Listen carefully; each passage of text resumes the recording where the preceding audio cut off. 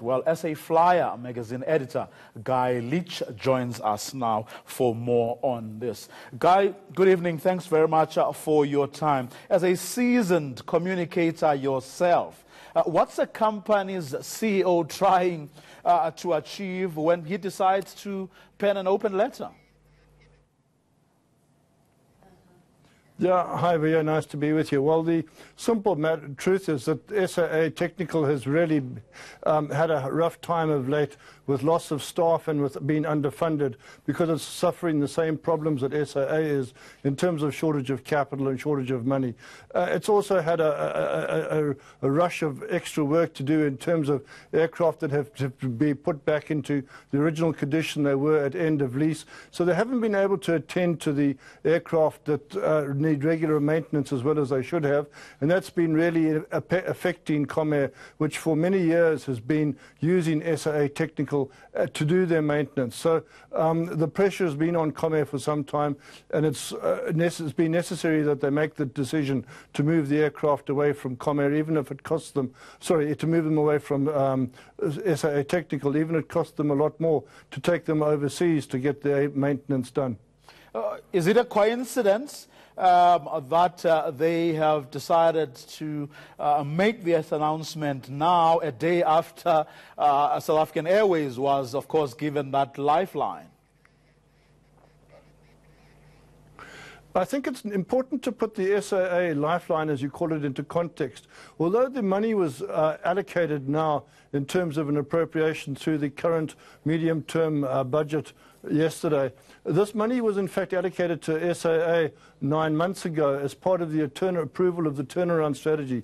It just had to be ratified through the actual medium-term budget plan yesterday. So this is not additional money that SAA has been getting. This is money that forms part of the actual 21.7 billion rand that has effectively been allocated to South African Airways for the turnaround, which will take over 3 years. I'm told that this turnover strategy is on track. I spoke to Mr. Girano at length last week, and he assures me the turnover is on track.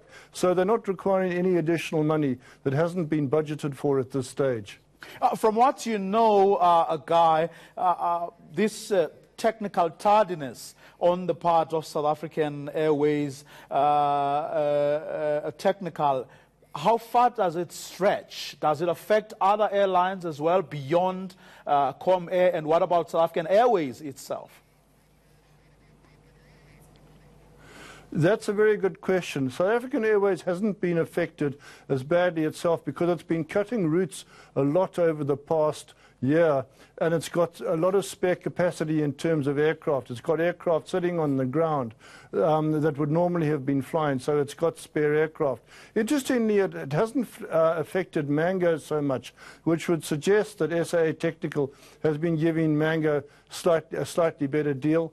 But that's hard to prove one way or another. Certainly, Comair has been, with the two brands, BA and Kulula, have been getting the short stick, and it's understandable that they're now fed up and want to move all their maintenance away. It needs to be pointed out, too, that Comair and Kulula are getting new aircraft, the new latest Boeing 737 MAXs from January next year, and they had already decided that those were going to be maintained by Lufthansa Technik and not SAA. So they're just accelerating the whole process of moving away from SAA Technik. Perhaps it also needs to be said that it didn't make a lot of sense for Comair to have their aircraft maintained by the opposition. Do you think that this partnership now between Comair and Lufthansa could have the potential of perhaps taking the business away from SAA Technical? Oh, very much so. There's been a strong need to have an alternative to SAA Technical. And it's natural that a first-class, world-class operation like Lufthansa Technik would like to get a foothold in Africa.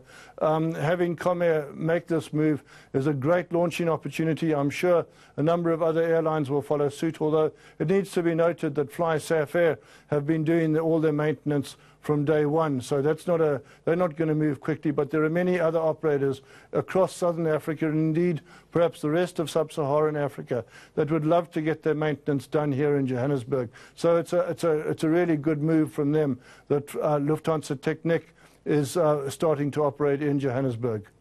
Guy, that's where we're going to leave it. Thanks very much for your time and insights. SA Flyer magazine editor, Guy Leitch.